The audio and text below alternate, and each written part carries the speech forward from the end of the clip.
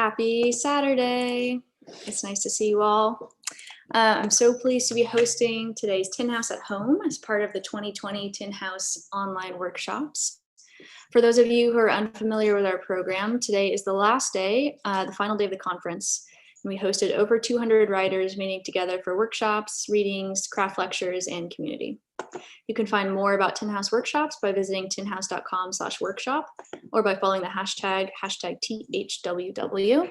We've got all those links if you're watching on YouTube in the bio below as well. You can support guests and faculty by buying books through the link I'm about to post in the chat. All right, and I'm very excited to be here with Kaitlyn Greenidge and Mira Jacob for their conversation, Getting Past the Gatekeepers, How to Keep Writing in an Industry That Excludes Us. Kaitlyn's incredible debut novel, We Love You, Charlie Freeman, was a New York Times Critics' Top 10 Books of 2016 and was a finalist for the Center of Fiction First Novel Prize. Other fiction, reviews, essays, and criticism have appeared in places like Vogue, Glamour, The Wall Street Journal, BuzzFeed, Virginia Quarterly Review, The Believer, American Short Fiction, and many others. She is currently a contributing writer for the New York Times, and her second novel, Libertai, will be published in 2021 from Algonquin Books. Mira Jacob, who we're so lucky to have as faculty this week, is the author of two critically acclaimed works, the graphic memoir, Good Talk, A Memoir and Conversations, and the novel, A Sleepwalker's Guide to Dancing. Her work has appeared in places like the New York Times, Book Review, Electric Literature, Tin House, Literary Hub, Guernica, and Vogue. She's the co-founder of Peace Reading Series in Brooklyn, a founding faculty member of the MFA program at Randolph College, and she's currently the visiting professor at MFA Creative Writing Program at the New School. Mira and Kaitlyn, thank you so much for being here with us. Hey, hi.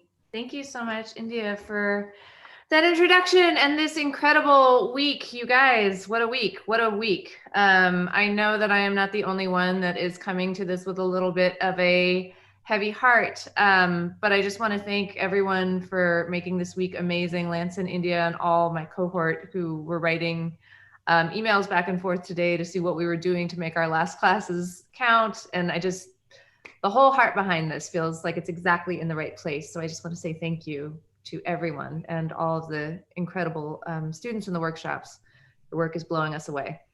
Okay, so we are talking about gatekeeping and gatekeepers and getting through this process. And it's actually funny. I realized, Kaitlyn, as I was sort of prepping for this, I realized that you're like my number one call in the moment where I think something bad is happening. Like I'm having every moment and I think something bad is happening, but I'm not sure. And I usually like immediately am calling or texting you. You're kind of my first like, am I crazy call? Yeah.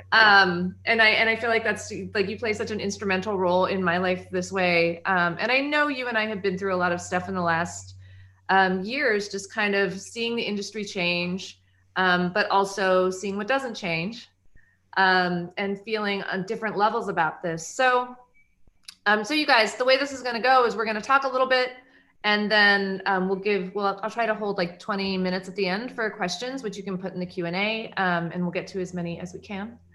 But just to start off, Kaitlyn, I think a lot of times when we talk about gatekeeping, it's we think like, oh, the editor, or like somebody at the helm of a literary magazine. But there are so many different ways, in fact, that you can kind of trip on people in this industry, or they can present direct obstacles. So I was wondering if you could kind of talk a little bit about all the ways that gatekeeping happens in the industry, all the ways it's affected you. Yeah, sure. So I think definitely like the most obvious and like the understandable ones are editors and publishers and agents. It can feel as if gatekeepers are agents. But I think it also happens, sort of at every stage of your career. And I think what makes it difficult is figuring out the stakes when you're encountering each different type of gatekeeper, right? Like a type of gatekeeping that happens a lot, especially if you are writing about marginalized people and writing from a marginalized identity, is the gatekeeping around copy editing, right? Like this has happened to both of us. You are writing, you're using the language of your community, perhaps. You're using descriptions of your community. And a copy editor can come in with a very specific frame of reference and start to tell you that you're wrong. I mean, that's happened to me many times where a copy editor rewrites my sentences, rewrites the flow. I come from a culture and I don't even know if this is West Indian culture. I think this is just my particular family of West Indians, but repetition is like key to me and my understanding of language. So I use a lot of repetition in my work. And almost every piece that I hand in, I get the copy edit back. Why is this repetition here? Which is oftentimes like, read it out loud. I don't know what to tell you. Read it out loud. That's how it works. Like, it's working when you read it out loud. So I think, it can start to trip you up, and especially when you are in the beginning stages of your career, figuring out some of those, when those even gatekeeping moments are happening. Because when you are in your beginning stages of your career, like you said, between you and I, we often have check-in moments of being like, am I crazy? Or like, is this a real complaint? And when you're starting out, it's even harder, because if you get back that copy edit that says this is wrong and you've never published anything before, and this is like your chance at a publication, the stakes can feel so high to come back and say, actually, I wrote it this way on purpose. Actually, I wrote it this way because this is the way we speak. Actually, I wrote it this way because this is a legitimate part of language that maybe you don't understand.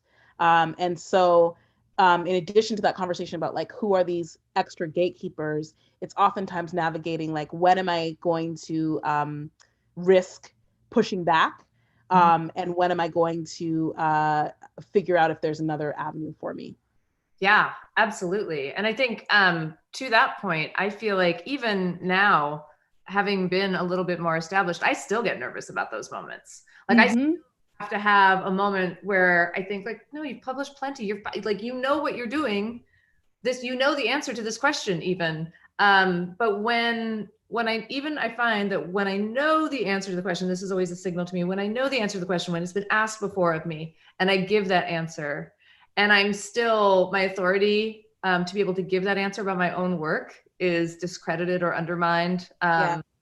The anting up to again fight that fight is always where I get the most nervous, right? To and like reach out and be like, no, this is really the way I want it. Something about that is even really unnerving in the moment. Yeah, I mean, I think it's sort of how we talk about, or how the wider literary criticism talks about how marginalized people create work, right? Like, it's assumed that when we're writing, it comes from some sort of like primitive space, and we don't know what we're doing. We don't have craft. So we write from a place, right? The narrative that's often put on our work is that we're writing sort of like from some sort of like, I don't know, like place of like cry of pain into the night, like the cry from the heart, but we don't really like know what we're doing, right? So especially when you're starting out, you can be gaslit by that narrative very quickly, which is like, I don't know if you actually knew that you were doing this, or I don't know if you meant that this was the thing that you meant to do. And all I can say is that from what we have talked to together through our stuff, is that you just have to keep doing it. It is scary the first time, it's scary the 10th time, it's scary the 100th time that you do it. The more that you do it, though, the more you develop a language that you feel comfortable using, pushing back. I think that's another part of this conversation. This isn't in our questions, but I would just throw out there as well. We're in a moment right now where people are like hyper aware of this, and there's a lot of conversations happening around this. And so the way that you talk back is also being policed, oftentimes by our own marginalized communities, right? So like oftentimes within our own marginalized communities, people are like, you should just tell them to fuck themselves, and like tell them, whatever. And like there's this whole performance of like, and that nobody could hold me down, whatever. And we are writers for a reason. Some of us are a little bit more introverted and don't feel comfortable doing that. More power to you if you do. Thank you for doing that fight if you do. But the important thing is not to get caught up in like, I should have had the perfect, beautiful comeback statement to when a gatekeeper said X to me, because you will never win that battle. The more important thing is like, you figured out how to respond to that person in the way that felt true and appropriate for you. And that takes practice. That you're not going to get it right the first time again. You're not going to get it right the 10th time. That takes practice. And to live with the like, I should have said X in the moment. I know for a lot of people, there's like intense shame around that. Like I'm a writer, I should know the right words to say to this. But our culture runs on keeping all this stuff silent. So of course you don't have the right words for this. And just like living with that and not getting caught up in the shame of like, I didn't say it right that time, so then I can never speak up again. And I've somehow like betrayed myself or betrayed my people or betrayed my work in some sort of way like that. So real, because the other thing I think that happens in that moment is this idea of how you're supposed to perform as a hero for your own people, right? As this idea of like, I'm going to be the Twitter version of myself. I'm going to and say the perfect thing, and it's going to land, and it's going to get 2,000 likes or whatever the weird algorithm in our head where we expect some sort of feedback. But what actually happens in the moment of pushback is the opposite. It's the thing that we all talk about, but when you're experiencing it, it's extremely isolating because you feel extremely alone.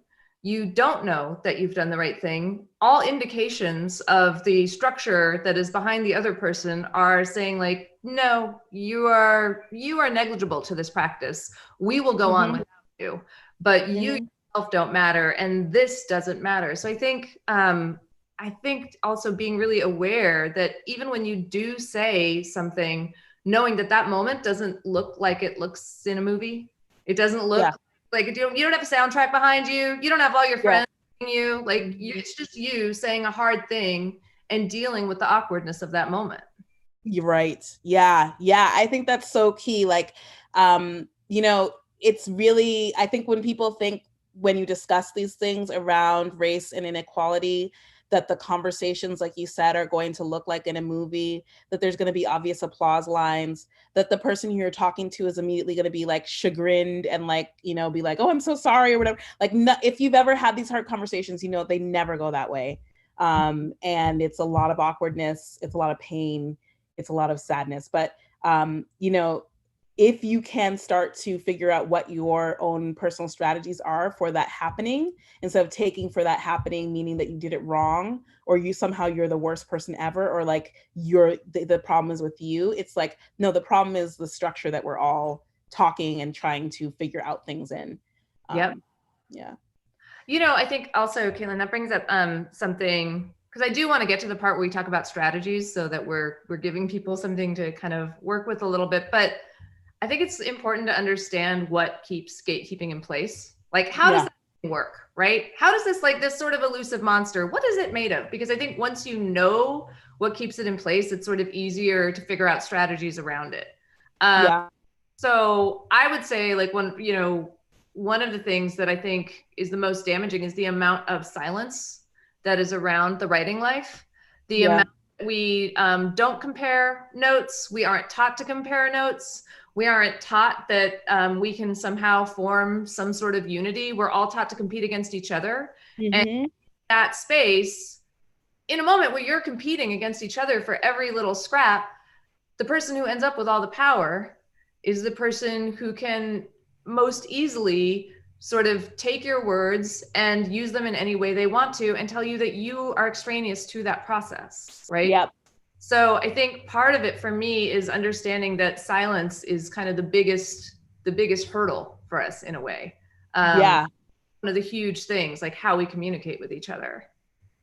Yeah, so much is, earlier this month or last month or whenever in this crazy time that we are in, we had the publishing paid me hashtag, which I think probably messed up a whole bunch of people for a whole bunch of different reasons. And that hashtag, people listed their advances. People who a lot of people very much admire, you found out that they did not get much for their books. Other people said they got a whole bunch for debut books.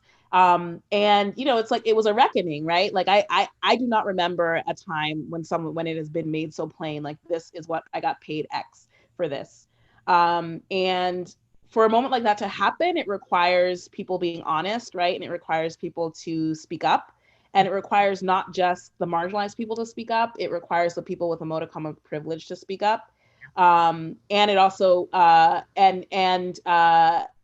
is, I think, a model for how we can start to diffuse some of this gatekeeping stuff going forward. As someone who is privileged to have published a book and to get to publish a second book, I try to be as transparent as possible about my process of how I found an agent, how my particular book publishing went, what I know about approaching editors.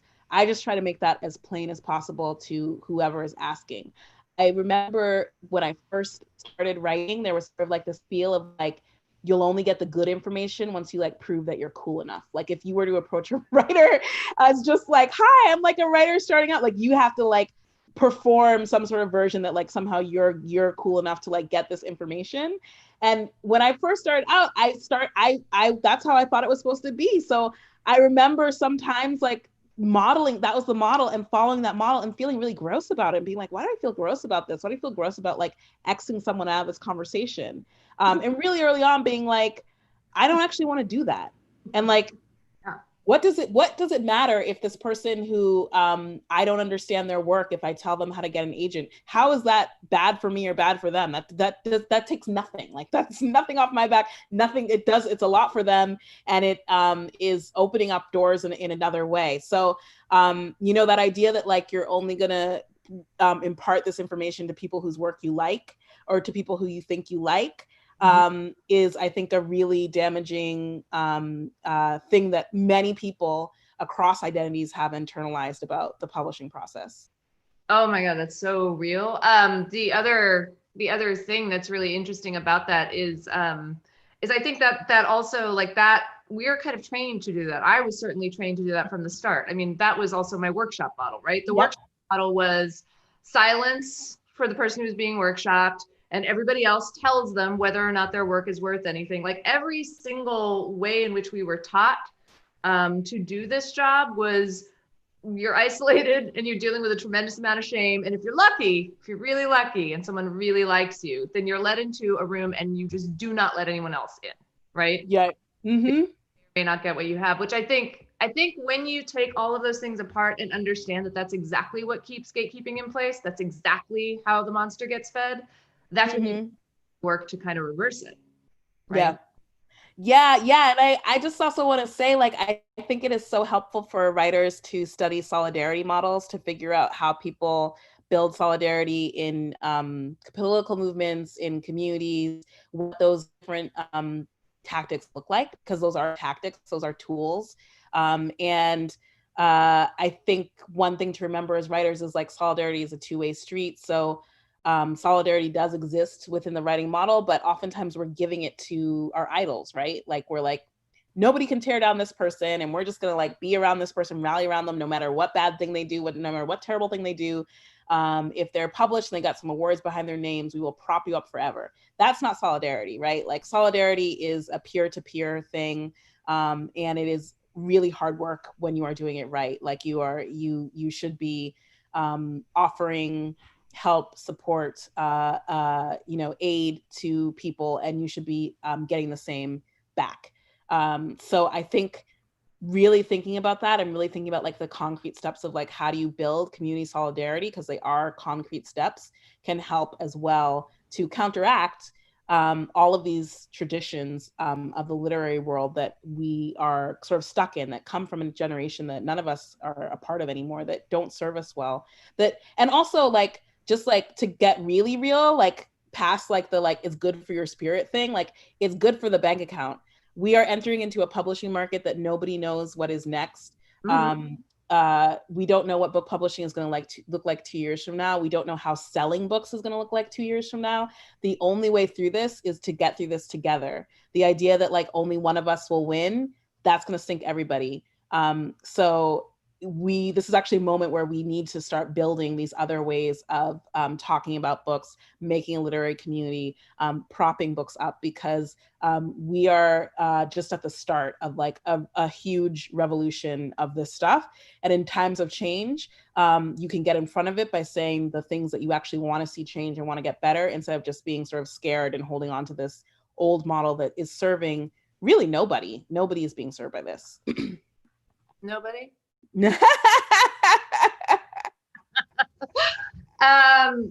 What?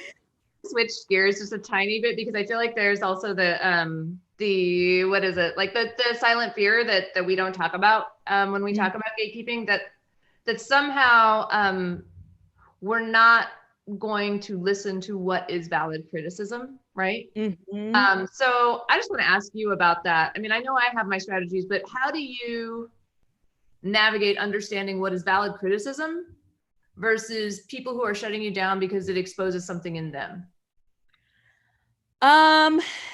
It depends on where the criticism is coming from. So when it is coming from sort of like a one-on-one situation, like from an agent or an editor, you want to know if that person can have a conversation with you about a piece of criticism, and if that conversation can be wide-ranging. For me, a big strategy to come in is if it is a question around something and I'm like, I don't think you're reading this right.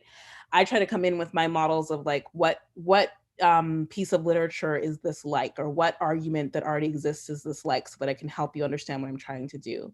Very luckily, I have had agents and editors who are always open to sort of talking in that way and taking a second look and thinking about that stuff in that way. So if you have somebody who is truly coming from a place of like, I want to make this work better, they should be able to have that conversation with you and should be able to meet you on those terms and to treat this as sort of like, how are we building this in some sort of way? I think a real issue can be that this is another reason to get used to speaking up for yourself, because if you are so primed to sort of have your haunches up and be like, okay, everybody's sort of against me and nobody is going to understand me, then you won't be able to do that work of like having a real conversation about your work. Like I remember, I'm thinking of a really specific incident with my first book. My editor, kind of late in the process, she suggested getting rid of a character. And I knew in my heart that like this character had to be in the book. And my first instinct was to be like, the whole world hates me and everybody is against me and nobody understands me and I'm a beautiful alien and like nobody can understand what I'm trying to do. And I had to like take a moment and be like, wait, no, talk to some writer friends and be like, no, that's not what's going on. This is the natural conflict of what happens when you're creating a piece of art and you have someone else giving you feedback. So I think doing the internal work for yourself to figure out when it is actually like a real conflict like that and when it is actually just the normal give and take that happens when you're talking about a piece of work is super critically important.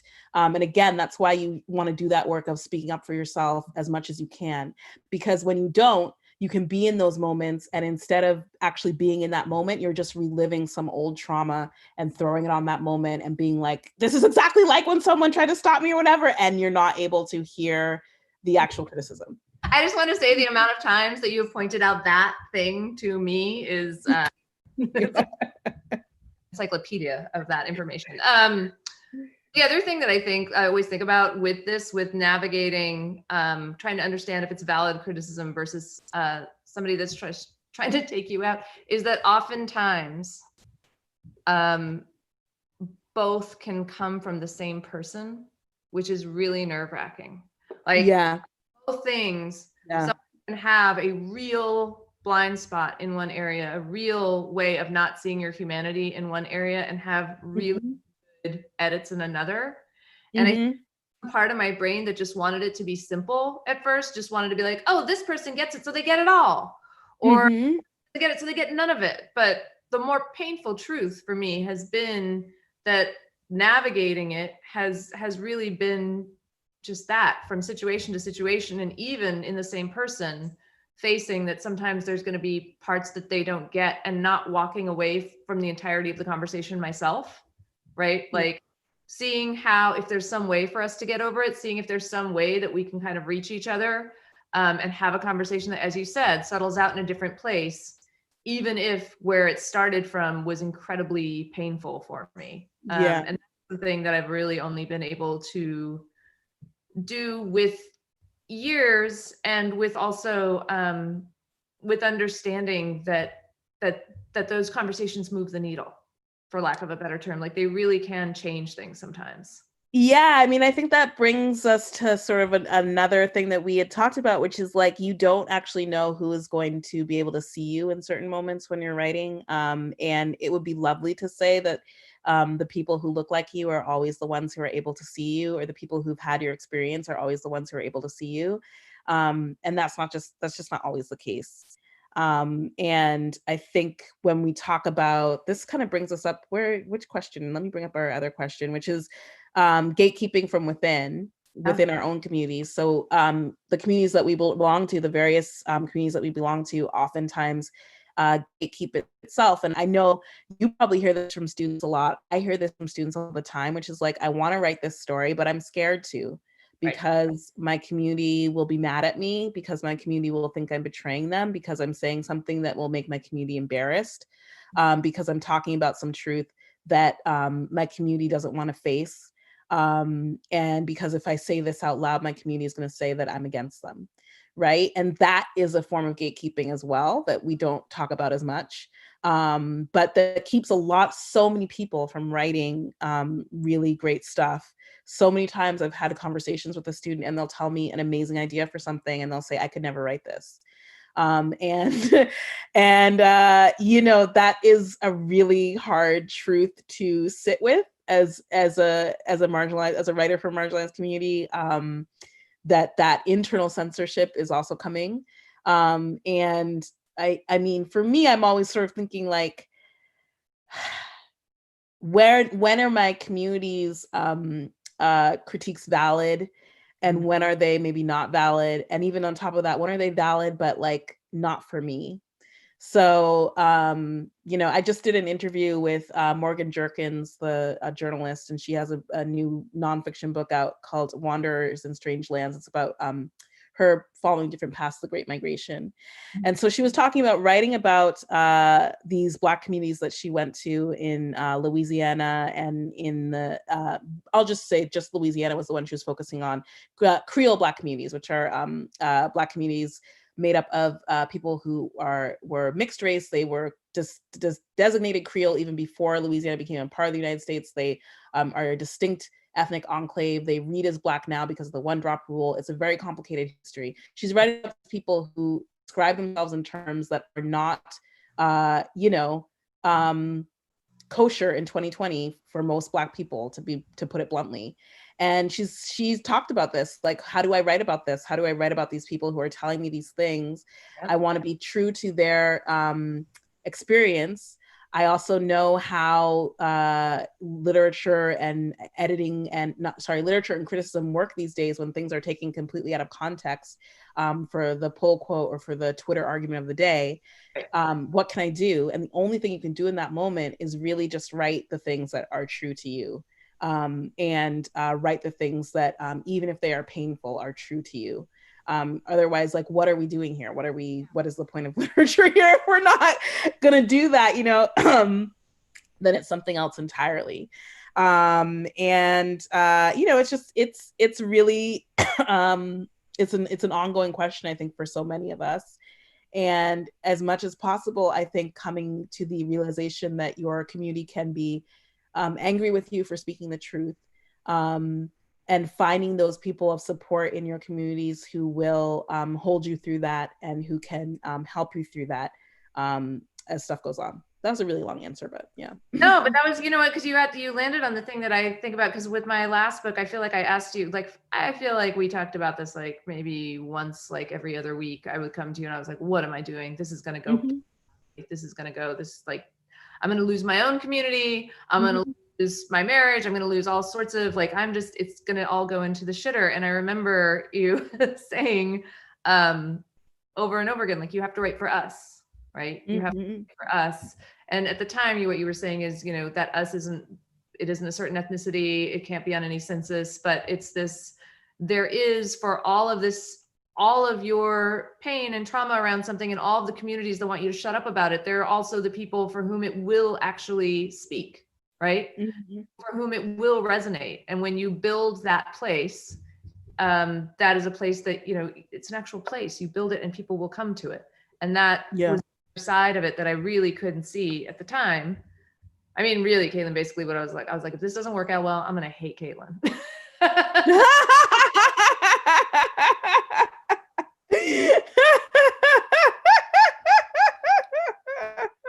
But truth is true. Like that idea that there is an us, and the us is unseen, and you don't know it until you build the place for us to come. You don't know that there are other people that have had these same questions, that they've lived with these same truths. and that they have been informed by them probably in the way that you have. And it feels so good to see it resonated. And I think that's something that I think about a lot when I'm scared of what I'm writing. Yeah, and we are lucky in that we are in the information age. We are in the age of social media. So when we build those places, the immediacy of people coming to tell you that they are there is much more than it was 20 years ago, 30 years ago, 40 years ago. And that's actually something really cool about publishing right now, I think, is the way that people can reach out to you and say, this thing is you've built a kind of like another home for me. So it's really nice. Yeah, absolutely. Okay. We're going to go to the questions in a minute, but I did want to talk about the strategies that you and I have come up with individually and sometimes together for dealing with gatekeeping and navigating it, and how to kind of circumvent it and kind of ways forward.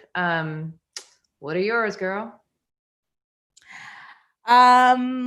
I mean, yeah, I think that the transparency is key. And so being as transparent as possible about the process and business side of writing, because when we're talking about gatekeeping, we're really talking about the business side of writing. Mm-hmm. And so being as transparent as possible and trying to connect with other people who are on the same level of transparency as I am. So, and that means being open to communing with people who maybe you didn't even expect that you were going to, just because they're bringing that openness to the table as well.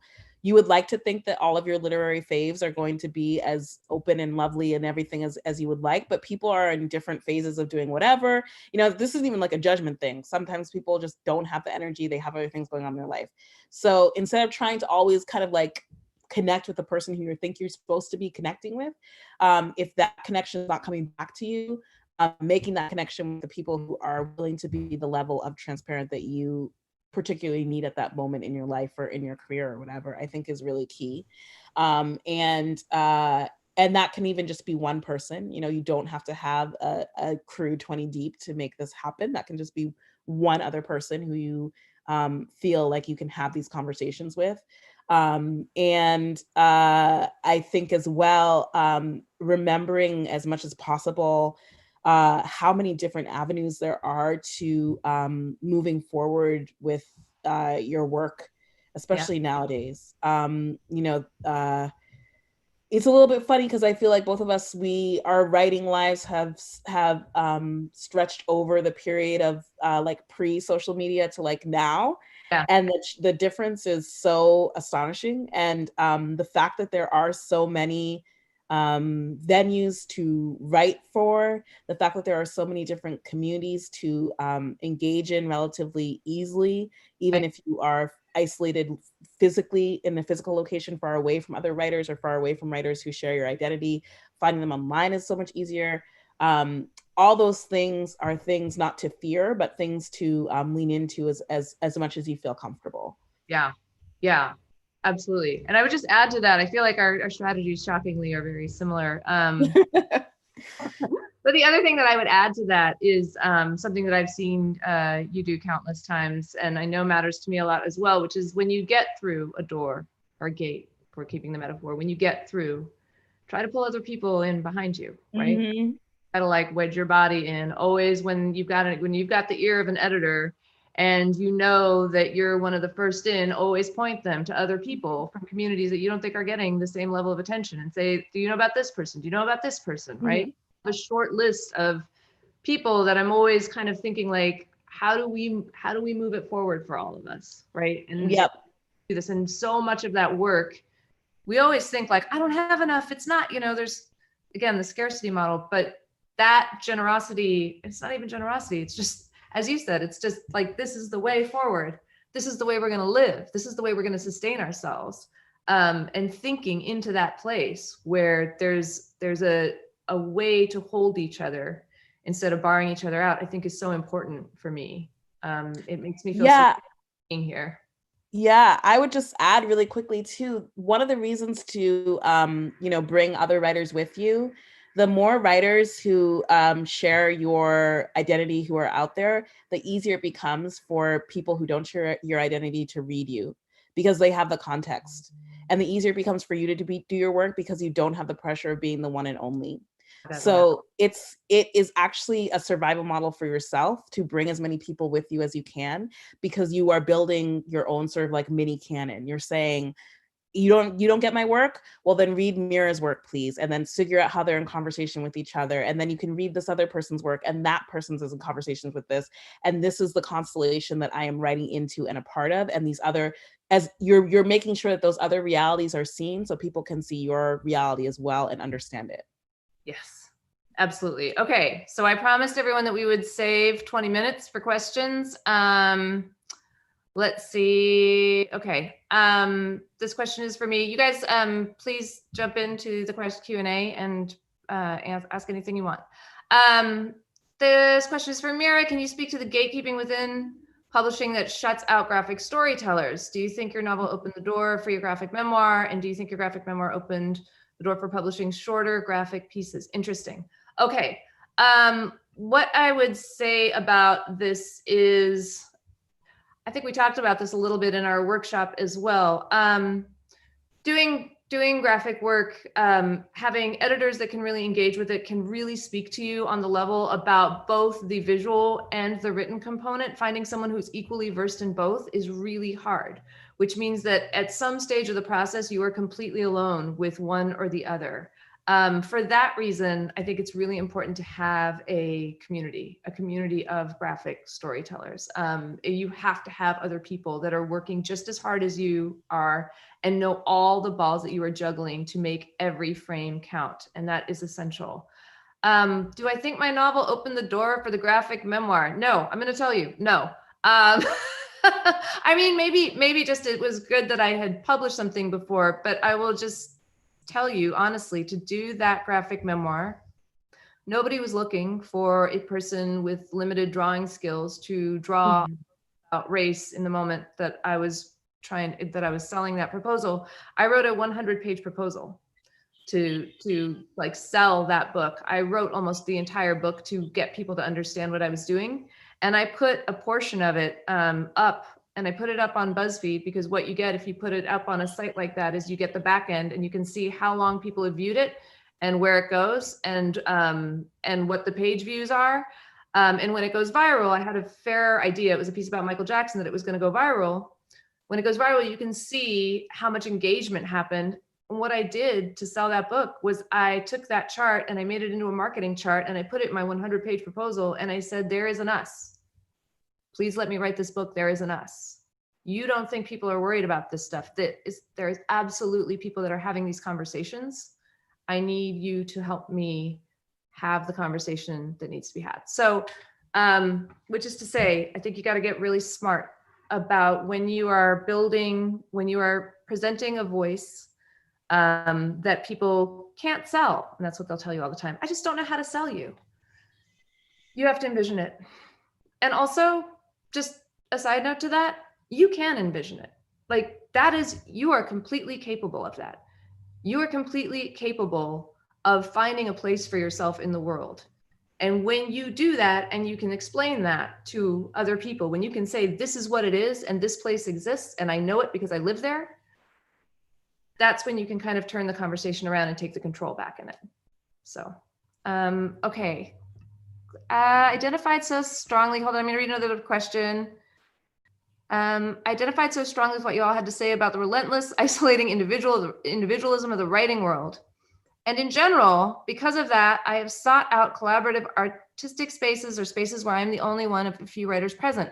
But it would be nice to kick it with the writing homies too. Do you all know of any organizations, residencies, publications, collectives, etc., that foreground writers but de-emphasize competitive individualism?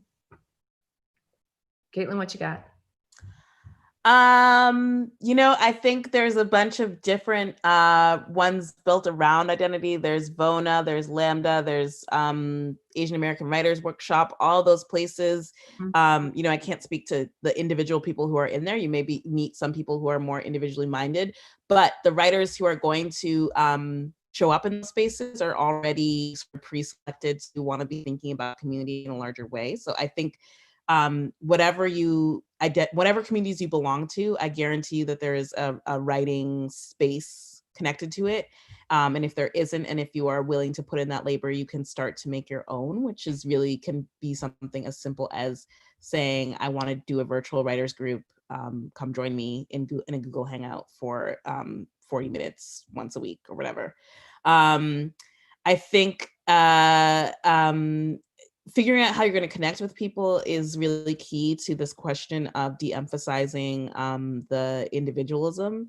So for me, a really helpful tactic has been to connect with people first and foremost over the work of other people. And actually a really good tell and a really good test is to connect with living writers' works of people who are early in their career. And if another writer can praise a living writer who is early in their career, who are at similar career level as you, that's usually a pretty good tell that that person is open to community. If they only have hatred for other writers who are in a similar space, they're not ready. And they're not maybe able to have those conversations in the way that you want to have them. So that's actually a really good tell. Think of a writer who you know who is early in their publication career, whose work you really like a lot, whose work you just want to like have a talk about how great it is. Can you have a conversation with this other person you're trying to connect to where you're both able to say this is good? Or is that person going to just be interested in tearing that other person down? Totally. That's you're right. That is such a good tell. And just to advocate for, if you can't find it, you build it yourself, which is a lot of the work that I've had to do over my career. And I think Kaitlyn as well. So with my last book, which was a graphic memoir about race, when I was invited into a writers group. I didn't know people very well in that group. And I submitted it to them right before the November 2016 election. And we met right after. Kaitlyn's nodding because she's like, oh, I remember all the therapy I had to do for this. So we met right after. And the group was 4 white writers and another writer of color and me, so 6 people total. And basically what happened in short order was a couple people deciding and saying pretty clearly, this book is what's wrong with America. You're the reason that we lost the election. This book is going to do tremendous damage. You are simply fighting about things that don't deserve that attention. I never feel as sorry for myself as you do. The whole thing was really decimating, but the thing that was really the worst was that I understood kind of quickly. I was like, these people don't want me to write this book. They don't want me to write this book. And then I was like, they don't want me to write because this is the stuff I write about. And I didn't know what to do with that until I was talking to Alex Chi, who, I was saying, and he said, why are you in this writers group? And I was like, I don't know, because it was a writers group and I needed a writers group. And he said, what would it look like if you made a dream writers group? And it had never occurred to me until that point that I could make a dream writers group, right? But what I did was I went and I looked at the works of some people I knew and some people I didn't, but people that I thought were having the same kinds of conversations that would push me really hard. Frankly, it was people who I was scared of, people whose work I thought was fantastic. And I asked them to join me and we made a writers group. So just to say, like, that is something you can do and you can build that community. And it's completely possible and it's highly sustaining. Mm-hmm. Yeah, Kaitlyn, were you gonna say something? Oh, no, that's great. Okay. Okay, I have another question. This is amazing. Thank you both. Do you have any tips for working to climb out of the scarcity mindset? I've noticed a lot of defensiveness in myself and feeling like the one and only, and want to be able to see similar work in people and learn, but it's been hard. Are there path tips to healing that? Oh, this is such a sweet, and yes, I feel you, person who wrote this question. And I'm glad you're asking this question, because I think part of climbing out of it is being able to recognize that, is being able to understand, like, oh, I'm having a resistance here. And there's some part of me that's really terrorized in this place. Kaitlyn, do you want to speak to this, or? Yeah, I mean, I think a good model is to for me, it's actually been looking at how many biographies of writers, particularly when you're talking about writers from a marginalized identity, when you read their biographies, many of them, you realize they were not writing alone. They were writing in communion. So like, for me, it has been looking at, Toni Morrison is, of course, everybody's North Star. But for me, it has been looking at her career, and the top notes of her career is like, there was only one Toni Morrison. She's the best. She's like she's a genius who came out of nowhere. We don't know where she came from, blah, blah, blah. But if you look at how she described her career herself and how the women around her described it, she was in a writing group with who was like, you see all these pictures of her online when she's in a writing group with like Toni Kadebambara, Alice Walker, Audre Lorde, and whoever, and they're just all hanging around. You're like, those are 5 genius heady hitters who we are told are the one and only of their kind, and in fact they were not, and in fact they were all talking to each other constantly. So I think we need to start, like Mira was saying, building in ourselves. Part of that is like building an alternative story of what it means to be a writer. And when you look at many of these people from these identities who we have, you start to realize, oh wait, that writer who I thought was like such a weirdo and so individualistic or whatever, they were in conversation with all these other people who are doing similar work, or doing work maybe that isn't necessarily immediately similar to theirs, but they were other writers in conversation. And you start to realize that most of the writers who we think of as really great writers and really doing innovative, amazing, wonderful work, the work that sustains us, were in these conversations with other artists. And that can start to be your model. There's a really great interview with Raquel Willis, who's I think now she's at Out Magazine. Mm-hmm. She did an interview with Saeed Jones like a few months ago, and she talked about this idea of possibility models. So looking for those people who show you what's possible. And those people are my possibility models. We've been talking about it a lot with my nieces around like Black and trans history, essentially. But like possibility models, those people who can show you an alternate way of being, are really key to start to work against those internalized ideas about scarcity. And the more that you read about them, it takes a long time, but the more that you read about them and immerse yourself in that, the voice that's in you that's saying you have to be the one and only, there's only one and only, they'll never take another X type of writer, they'll never take another Y type of writer, the window is closing, act now, act now, act now. That voice gets quieter the more that you read all of these other possible ways of moving through literary spaces and literary histories. So, and you can look for those people anywhere. They don't have to share your one-on-one identity. Like a huge possibility model for me is Grace Paley, and reading about how she was a working writer and mother, writing short stories on the playground with other writers, mothers watching her kids play. Like that is a possibility model, so like being open to all of those alternative ways of moving through the space. Yeah, and also knowing, I think so much of what you're pointing out, of course, because you're Kaitlyn and you're obsessed with history, but so much of what you're pointing out is also that these things have existed before. They exist, these systems do exist in other areas.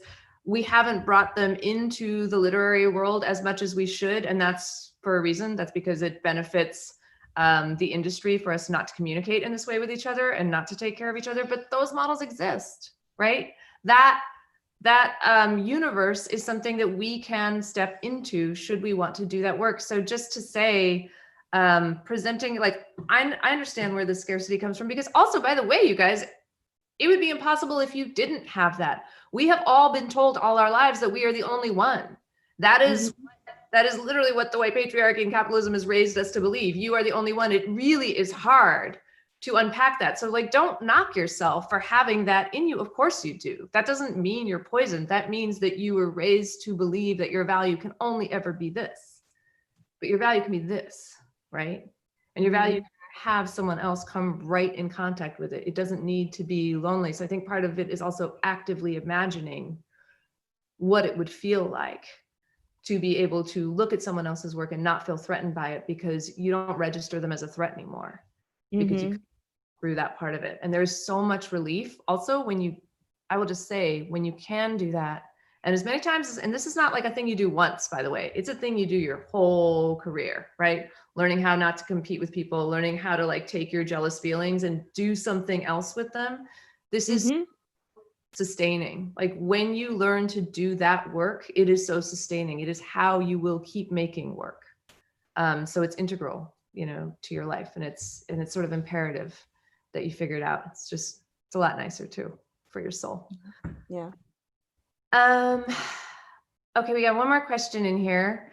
I find the hardest thing to parse out within gatekeeping is how often I hear something I'm pushing for just isn't possible, and there's no room for negotiating, and having no access to knowing if my expectation is the problem or if I'm being kept out. Woo, yeah, this question.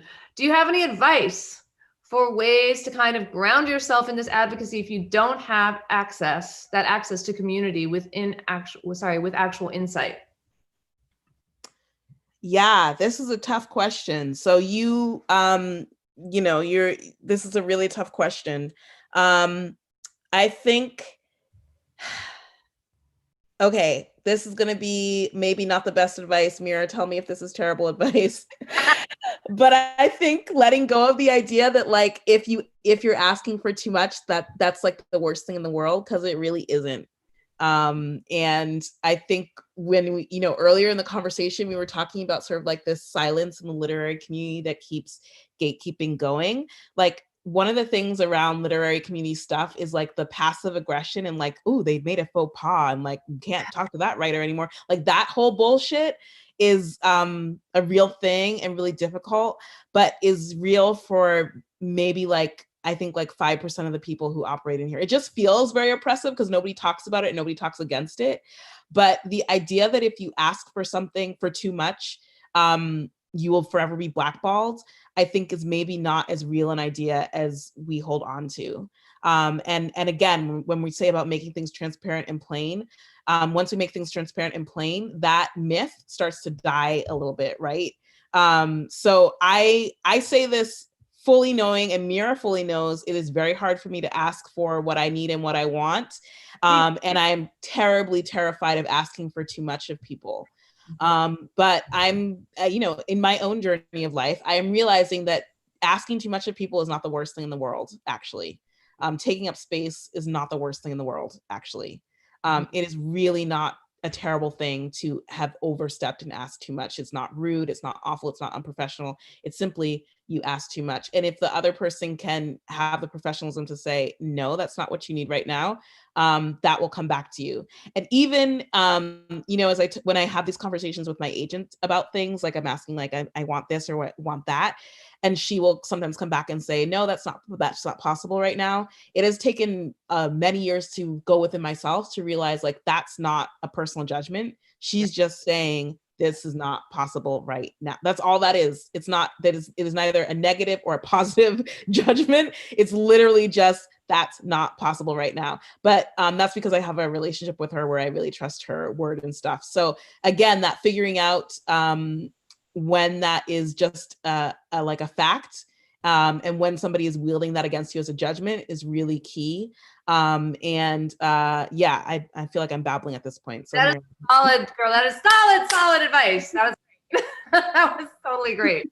I'm in 100% agreement with you. And just to also say, like, I used to be the boss of many people in my former sad, strange corporate life. But one of the things I learned as the boss was that whenever somebody was offered a salary, right, almost always, like, the white college educated kids would ask for like 30% more, just right off the bat, just boom. And almost always the women would not ask for anything. And almost always the women of color would say thank you so quickly because they got the job and just get off the phone. And one of the first things that I always did with people that were working for me was, say to them, like, you gotta ask for more. You just have to ask. It really isn't the worst thing. The worst thing you can hear is no. And as Kaitlyn said, you can decide not to take the no personally. You can be like, that's some information. That's information. That's all I needed. But of course you deserve to ask. Of course you deserve to ask. Like, that's basic, and it's necessary. Yeah. Okay, we got one last question. Can you all speak to how gatekeeping shows up in hiring practices of those various literary orgs and institutions? Well, okay, we got 2 minutes left, but I think one of the things that is really interesting is that Kaitlyn and I are having this talk after a major shakedown in the industry, after some really big changes have been happening, but it has taken a very, very long time. So in the last weeks, I'm sure you guys know, Lisa Lucas, Dana Kennedy, who else, Kaitlyn? Who am I forgetting? I feel like there were a bunch of different, Rakesh, Sethal, like people were just, they have been elevated to the the new editor at Harper's Bazaar, the new Black woman editor at Harper's Bazaar. Yeah. Right. So there's been kind of an industry-wide shakeup right now. I am curious to answer your question, Serena. I don't know if that's going to kind of reverse engineer some hiring practices with literary orgs and institutions. I don't know if there's going to be an effect where it's like, okay, it's just got to change now. And we're going to do it this way. Because one of the most interesting things about this change is that they are looking for people that are not in the literary industry because the literary industry chased them out. So they're taking people from other industries and saying like, you're okay, sure, you weren't a books editor. You didn't come up editing books. That's not what you did. Or if you did, you were shut out in this or that way. We're giving you the position and authority to do the work that you need to do. I'm curious about how that's going to affect the rest of the industry. So I'm going to tell you that that question is a little bit of a to be continued because we are in a time of wild possibility. And the continuation is the thing that we all kind of got to keep our eyes on. Yeah. Kaitlyn, you have anything to add to that? Yeah, I would just add, it's always comes down to money of who is able to enter these industries, and that will continue to be, and it'll be squeezed even more as we enter into this strange new economic post-COVID world. But it's going to, I want to just stress, if you can take away anything from this talk, is that we as writers have agency to create the world and the systems that we want to see. Now more than ever. We've always had that in being able to find our communities, but now more than ever, with all the tools open to us, with all of the highly specific and highly rich conversations that are happening around access and identity and all these questions, we have all the tools in our hands right now to make the literary world that we want. And so we should not be sitting here waiting to say, but what about that gatekeeper who's going to say whether we did good or not? Doesn't matter anymore. We can make what we want right now. Yes. Amazing. Okay, Kaitlyn, as usual, great talking to you. Yes, good talking to you too. Thank you so much, Mira and Kaitlyn. That was the perfect note to end on as well. And thank you to Mac and Risa for your interpreting. And thanks to all our participants for your wonderful questions. And it was so lovely to be here with you this afternoon. Thank you. We've got right after this, maybe 5 minutes from now, we've got our closing remarks for the participants. And then at 5 p.m., we've got our last faculty reading, which will be streaming on YouTube and Zoom with Hanif Abdurraqib, Melissa Fibos, and Salma Sharif. So I hope to see you all there.